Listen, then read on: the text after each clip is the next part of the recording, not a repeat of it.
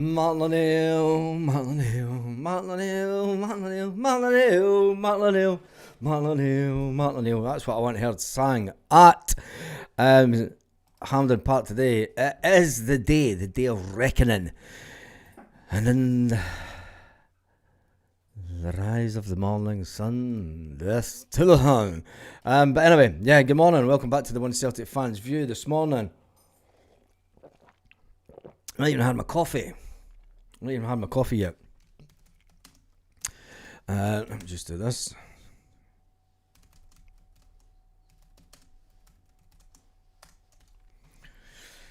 Right, let's see who's all on this morning. James Forrest. James Forrest has been speaking about Martin O'Neill, and we need to have a little nod to the captain this morning, Callum McGregor, because he's up against Mr. Disappointed. Since Tavernier came to the Rangers under Mark Warburton, remember that? Remember when they all wore Warburton's bread cone hats at the football? Grown men. The banter years has been excellent, isn't it? And today is the day that the captain, Callum McGregor, as I just stopped my bus off the microphone, the day that Callum McGregor, who's won 20 trophies in the time, let's put this into perspective. Callum McGregor has won 20 trophies in the time that James Tavernier has been at Rangers. 20 trophies. That's no 20 trophies. And you've got to give a little nod to the heart of the captain for that. 20 trophies at Celtic is no mean feat. And especially for a player that's come through the system. McGregor's lifted 10 titles, 6 Scottish Cups, 8 League Cups. In the time that Tavernier's been at Rangers. Never mind. That's enough about that lot. Let's talk about James Forrest and what he's been saying about Martin O'Neill. Because James Forrest says that he's just in awe of Martin O'Neill. He's sitting there like the young kid that he was at Celtic Park, watching some of the older players. And he says that he's been listening to every single word that Martin O'Neill has said to him. As you would do. Because when Martin O'Neill comes into the press conferences, do you notice how everyone's very polite? When Martin O'Neill talks, you sit and you bloody well listen. And that's the aura that he does have about him as a manager. Can he take that aura onto the pitch today with this Celtic team? The first time that Martin O'Neill played against a Rangers team, we won 6-2. Absolutely fantastic. And I've got a picture for that day that is very, very dear to my heart, because it was one of the best pictures that we had, that I took with the girls back in the day, and it was a phenomenal picture, and it was just, I love it. Can Martin O'Neill do the same today? Martin O'Neill's played it down, saying, look, there's not much chance of that happening, really, is there? I knew that team pretty well. We were 5 games into the season. I knew what we could do, but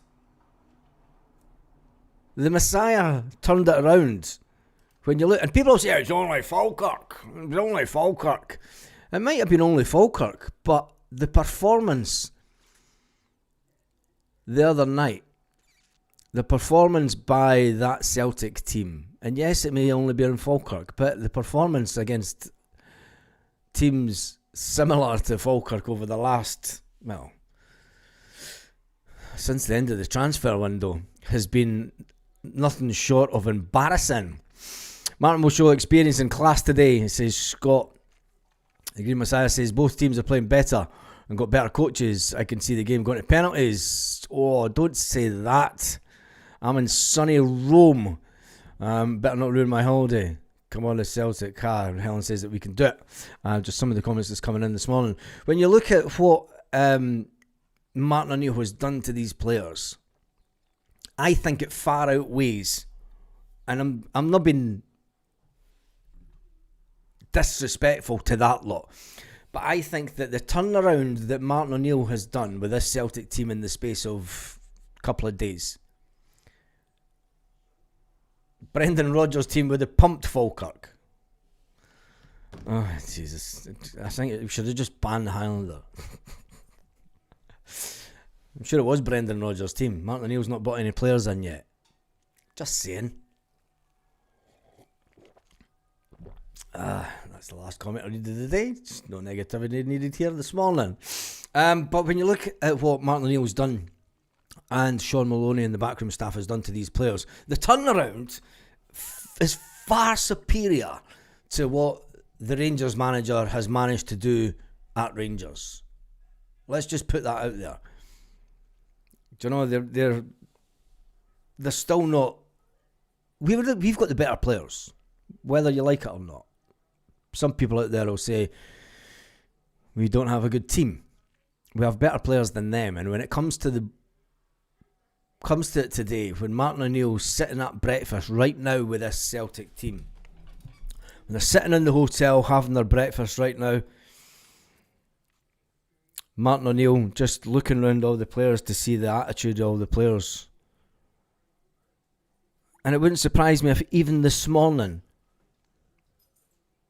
he would be walking around the room where they're having their breakfast in the hotel and motivating the players, keeping their spirits up, telling them that they can do it, telling them that they are winners, telling them that they are proven champions over the years. There's some players that needed a little bit of a cuddle, and some players that needed told they're as good as Didier Gat. What? Yep. Martin O'Neill's basically turned the clock back, and can he do it again this afternoon? James Forrest says, look, I'm being asked, the thought of being asked to run the role of Didier Gat running the entire wing. He said, look, I don't think I've got the legs for that, gaffer. But Martin O'Neill says he keeps comparing my age with Didier Gat.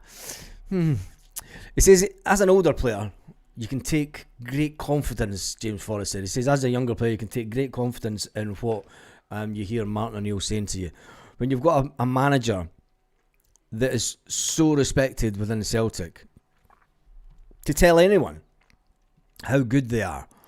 You know, he keeps comparing me to an older Celtic player from 20 odd years ago.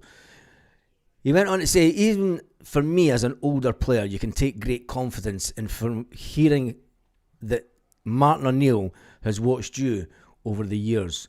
Watch you be a fantastic player for Celtic. Watch you stay at Celtic when there's been wingers come and wingers go, and you're still there. The most decorated Celtic player of all time. Something that James Forrest would never have thought in his wildest dreams when he came through the system at Celtic. Such a young lad. It makes you feel good, and I cannot speak for the younger lads, James Forrest said, but myself and Cal, it's good to hear. You need that kind of feedback sometimes as a footballer, says James Forrest. Something that a real good manager does. It reminds you of how good you've been in the past. It reminds you of what you've achieved. It reminds you of you are the one that can make a difference in a game. I've never met him before. It's been nice. I was 9 and a ball boy for some games, so I was never far away from Martin O'Neill. I love that. Could you imagine just being that 9-year-old boy watching Henrik Larsson and Chris Sutton, you know, a ball boy at Celtic Park, and looking up the touchline at Martin O'Neill jumping about for fucking joy. And then 25 years later, you're sitting in the dressing room and Martin O'Neill's your manager. If that doesn't give James Forrest an extra 5 yards on his run this afternoon, if that doesn't give the likes of James Forrest and Calmack the kick up the arse that they maybe needed to achieve stuff this season, you never know what will. It's amazing to think that as successful as he was back then, he has been invited back to take care of Celtic at this troublesome moment. Now, we know that there's talk yesterday of the manager maybe not coming in until December. People are joking now, can we now just cancel the season until the new manager comes in? No, we can't. We need to keep going. And today's all about a must-win game. It's always a must-win game when you play that lot, and especially at Hampden. I'm going to check out the weather forecast for Hampden a little bit later on. James Forrest went on to say, but you know what? He's done it here. Martin O'Neill's incredible. It's incredible to have him back overseeing things. He's still in great nick for his age, and we all said that when we seen him getting into the set of trackies and getting interviewed. We thought, surely not a 73-year-old, he's not going to put on a set of trackies. But Martin O'Neill went, young lad, hold my latte. Or whatever coffee he drinks. James Forrest said he's in great nick, to be fair. He spoke really well when he came in. He spoke to us for like 10 or 15 minutes in the morning of the game on the Wednesday. You could see all the boys really bought into what he was saying, especially for me, knowing what he's done at the club, because I was here as a youngster. I've had really good managers over the years, says James Forrest. I've been involved with great players and stuff over the years. But when you hear about Martin O'Neill, you think of a different era. The aura when he was in the room, everyone was properly tuned in. Everyone was 100% tuned in. That's what he deserves, obviously. And it's something that tells you something, because there was obviously, when Brendan Rodgers was talking, there were players just going around doing their own thing, getting ready, lacing their boots up, whatever, not 100% focused on what the manager was saying. He was so positive and praising of the lads, said James Forrest. He was really confident. And I think that's what the lads needed in the morning of the game, because it was a difficult 48 hours for us. He said he just made it really light-hearted. And he said that he was nervous but excited, and he wanted to do well for us. He was going around the lads and telling us that they're winners in the changing room and just bigging us up. It really hit home. When you've got someone that's won what James Forrest has won over the years and has seen it all. Do you know, he's seen good players come, he's seen bad players come, he's seen multi-million pound players come, and he's seen cheap players come. He said you could really tell that the lads went out on Wednesday night and we were really a team. And that was the difference. And we all saw that on Wednesday night. As excited as Forrest is to work under O'Neill, even if it is for a short period, they said that the sudden exit of the long-standing assistant John Kennedy has been tough. He says, look, an incredible 11 of his record-breaking 26 major honours were won with Rodgers as his boss. I mean, when I think about it, 26 major honours that James Forrest has won. He says, as I look to step closer to number 27,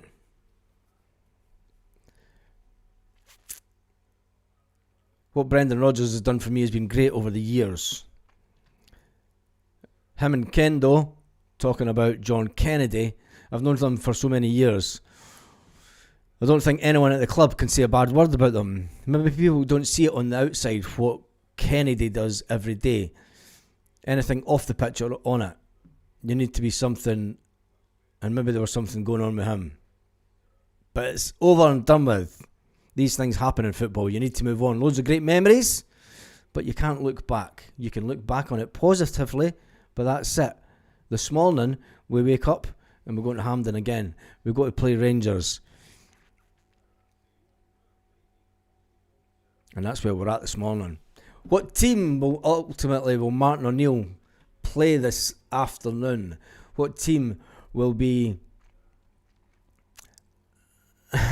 yeah, I'm just... I need to get a certain comment up. Yeah, I come a few months back as a few viewers moaned about wee James, and now it's different because Martin's back. Wow. Yeah, there were a lot of people. Do you know, and I'm glad that I said James Forrest needs a bit of respect for what he's done. But people have got opposing views, and that's what's great about football. Do you know, they all have a... Forrest will have had 29 by the time this season's over. Well, here's hoping. I always moan about Forrest. Can't believe he's more decorated than Bobby Lennox. Nowhere near the same league as Bobby Lennox.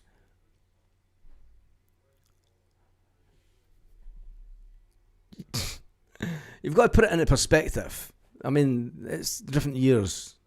It's different years, different generations.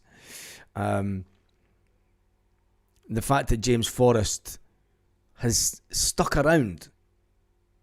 Do you know when people say, "Oh, nobody came in for him"? If players wanted, James Forrest has had the opportunity and had conversations to leave before. But anyway, he's the most decorated player at Celtic, and Calmack isn't far behind him. And to have those two young guys coming through the system, going onto that pitch today, is going to be brilliant for Celtic as far as I'm concerned. And I think that if players like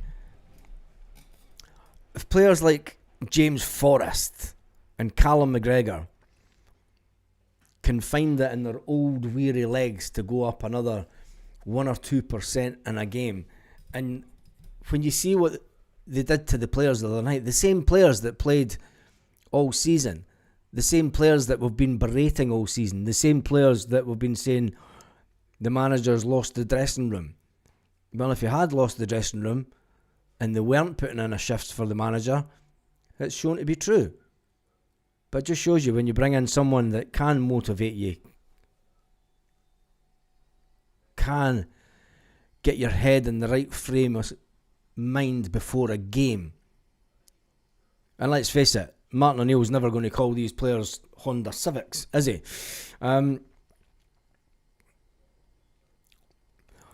Talking about James Forrest was talking about Sean Maloney, saying that he's been our loans manager for the last couple of months, so the players have seen him around the building. It says that the former Wigan and Hibs boss was always destined to come back to Celtic Park after he had such a successful career as a player. I played for him for both Celtic and Scotland, and what a player he was.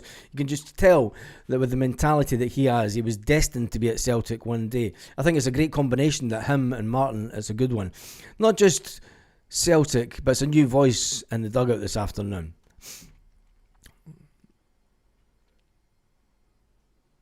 It's interesting that Sean Maloney has come out and said already that look, he's not wanting any part in the Celtic manager's role going forward. He wants to go back to be the loans manager. Anyway, let's get a little bit of Celtic news when it comes to the manager. The Knudsen breaks cover amid Celtic leak. The Norwegian appears to be back on the Celtic agenda. Is that a good thing or not? He's been linked with Celtic so many times. He spoke for the first time about a leak that put him in the running. Is it a leak that put him in the running to replace Brendan Rodgers? Or was it just a lot of people just... Anyway, Knudsen and Columbus crew boss Wilfred Nancy are on the agenda. We spoke about Wilfred Nancy last night and what he may have done in America. So is Craig Bellamy. And it seems that it does look as if it's down to one of those three who may be offered the next Celtic manager's job. Craig Bellamy is a candidate who's obviously involved with the World Cup qualification campaign in this month. There is, in just a couple of weeks' time, there is the international break again. Fuck me, really? Just when we get up and running and get a bit of excitement about the football again, and then they've got to have another fucking World Cup break. I'm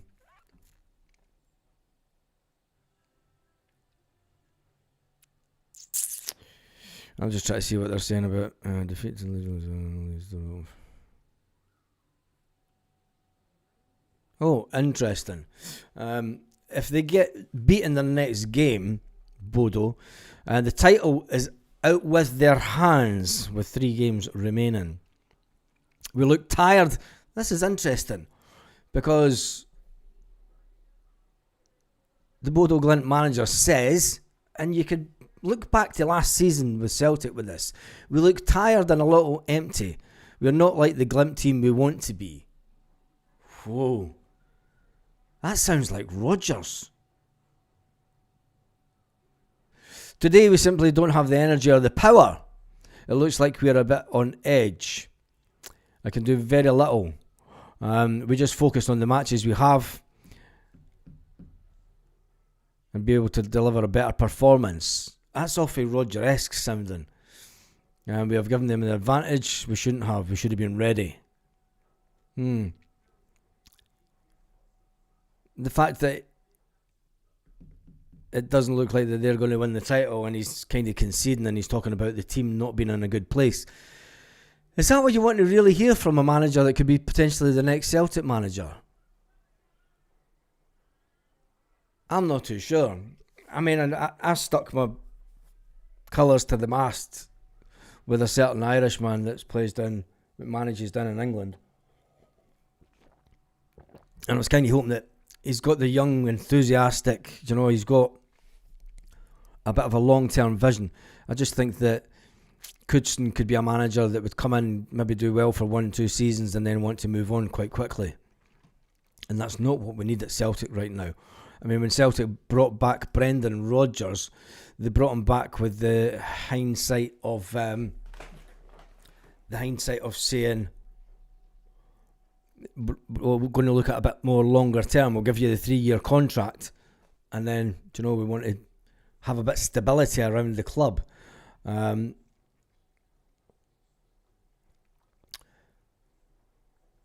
Gus Fitzsimmons says Bellamy said no to the job. Well, if you could see that in print, I can't see where he said that, but he said that he wasn't going to leave before the World Cup qualifiers. Big day ahead, 3-1 Celtic. Doesn't sound like Brendan quality. Yeah, it sounds like Brendan Rodgers. Don't need him at Celtic. That's what I think, mate. I mean, when that's the interview that he's given yesterday. It does sound like Brendan Rodgers, doesn't it?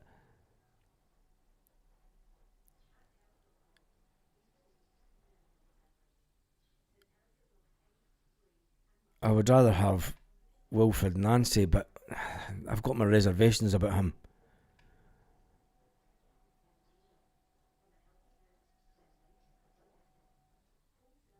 And if Craig Bellamy does get to the World Cup, or even to the playoffs are in March 2026.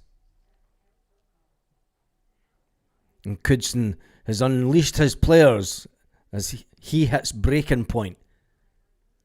Which means he sounds like a manager that's coming to his end of the time at the club. But I don't really want him at Celtic. No, with those kind of comments. We've had enough of fucking comments. I mean, the comments for Brendan Rodgers, we spent weeks and weeks and weeks analysing interviews to then put it together over a 2 or 3 week period of what Brendan Rodgers was actually talking about. Because Brendan Rodgers he was very clever and not coming out and saying what he really wanted to say, but he would say it in a roundabout manner that when you put it all together, you could figure out what the fuck he was on about. Bodo Glint manager says, today we simply didn't have the energy and power. It looks like we're a bit on edge. I can do very little with them. We just have to focus on the matches we have first and foremost and be able to deliver a better performance. We have given them the advantage when we should have been ready. Ugh. He's out of the running for me, surely.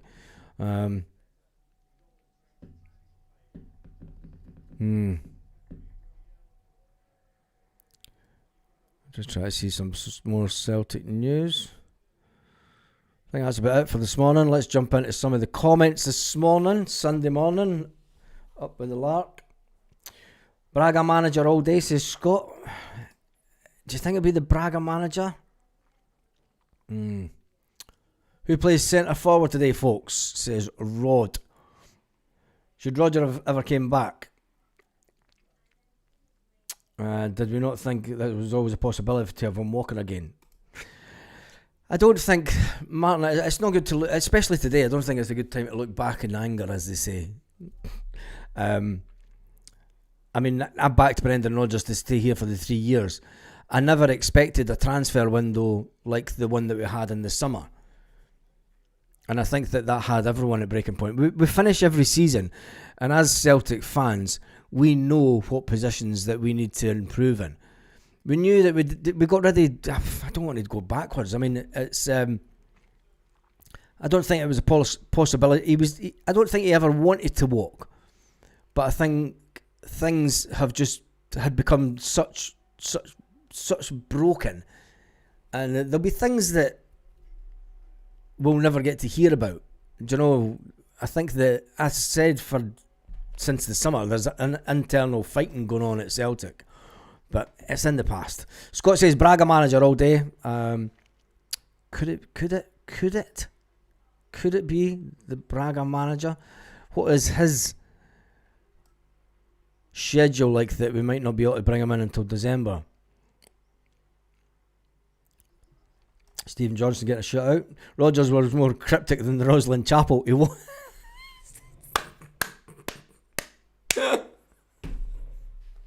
He was, wasn't he?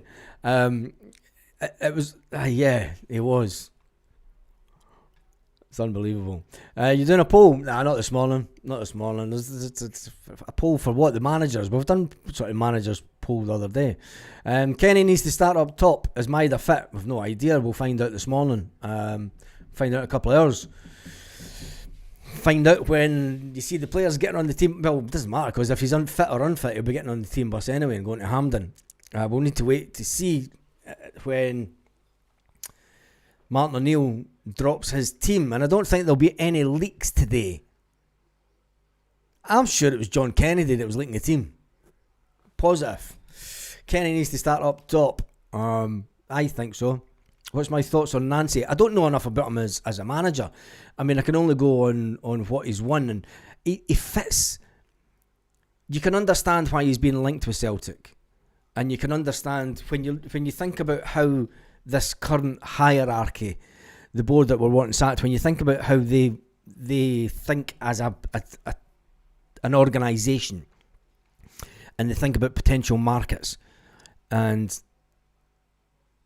where they can sort of get in and exploit a market before, like what we did in Japan. We went into Japan and we brought out the best players because we had inside information in the manager.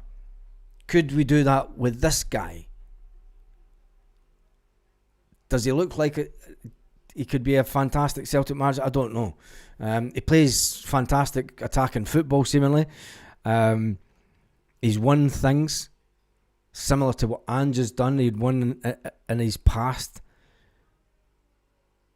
Could we exploit the American market a bit more to get players when they're younger and get them cheaper, and get the way that Celtic work, bringing in the cheaper players and selling them on after 2 or 3 years?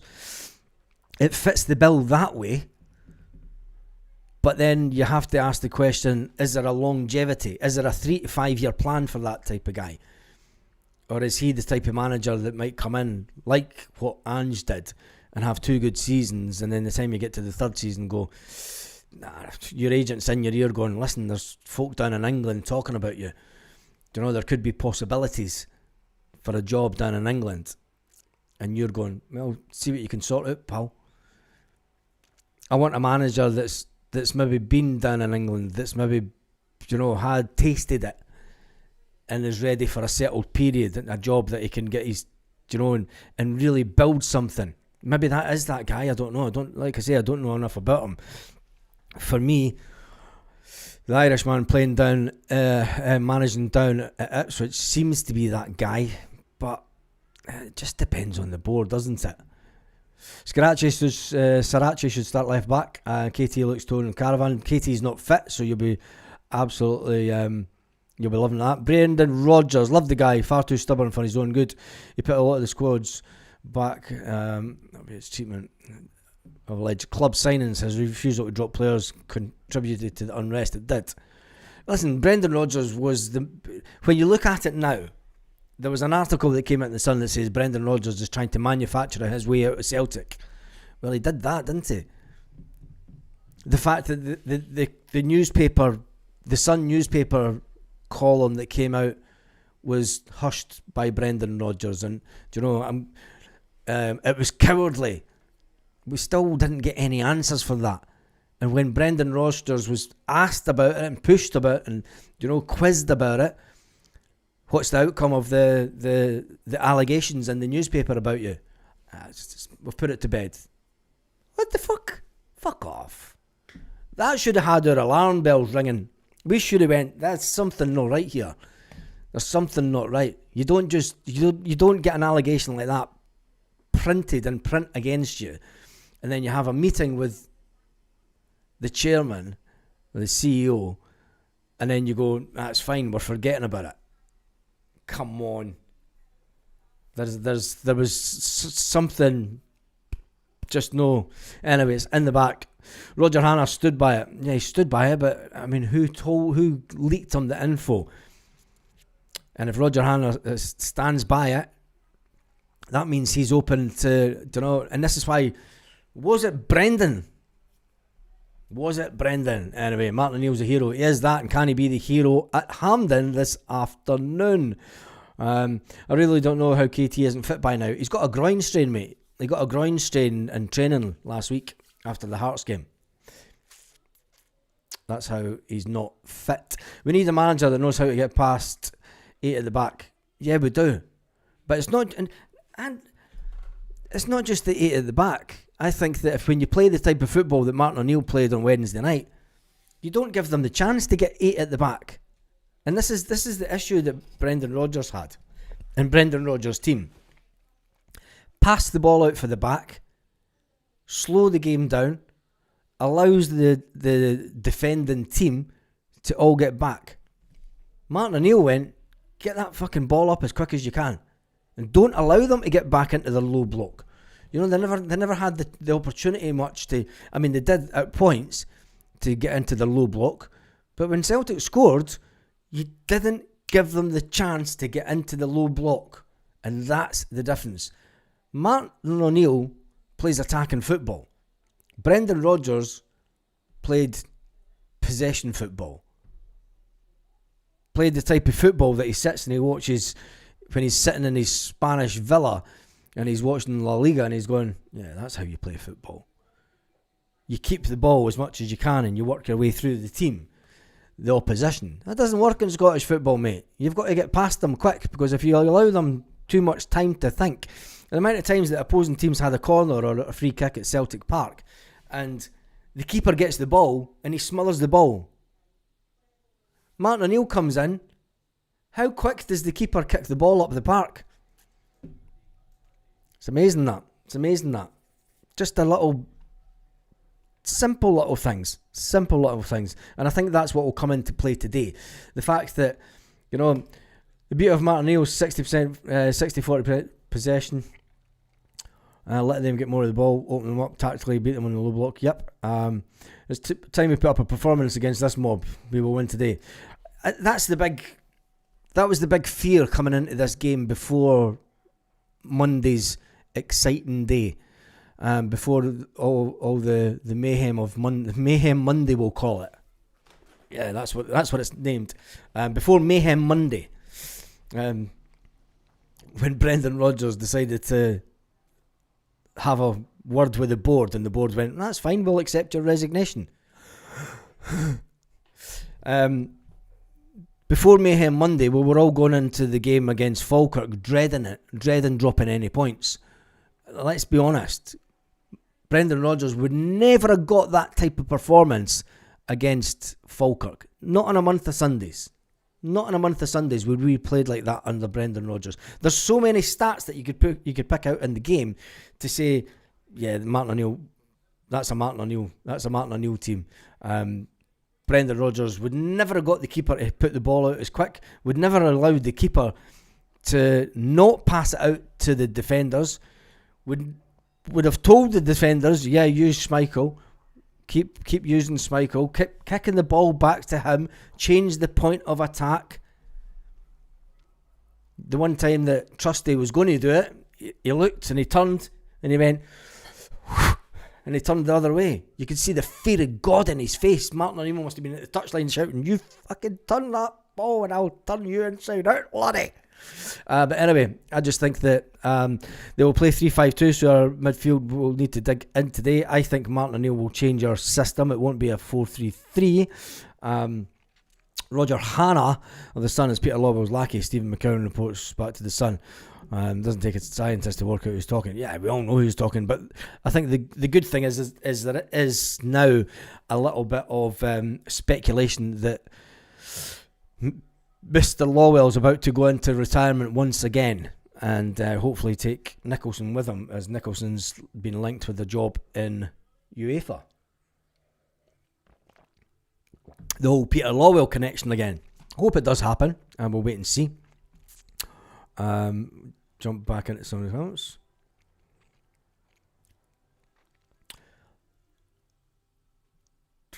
"11 trophies out of 13 is in the work. Oh, God help Martin if we lose today.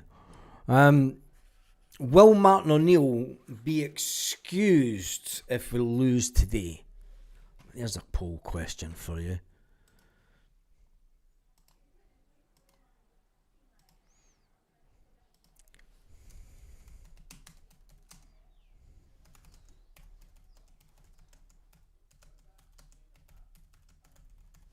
I don't think we will. But will Martin O'Neill get off with it? Will he get excused if we lose today? It's not a Martin O'Neill team. It's not Martin O'Neill players. It's not a Martin O'Neill type of team. It doesn't have the physicality that Martin O'Neill's team would have. Definitely nowhere near the physicality and nowhere near the height that a Martin O'Neill team would have. Definitely not the attacking speed that a Martin O'Neill team would have. So if, it's a big if, I don't think it will happen, but if Martin O'Neill's team was to get beat today, does he get off with it? Does he get off if we lose today? 81% say yes. 18% say no. It's actually fuck. The 18% that said no, are you going to the game today? Just asking. It'll be 4-3-3. Martin O'Neill hasn't had time to change formation yet, says Chow Pill. I don't think it'll be as deep as a 4-3-3. I'm not too sure. Don't care about today. The league is more of a concern in my opinion. Well, it's a massive, massive concern because yesterday Hearts won again. Hearts won again. 2nd of November. And the SPFL table...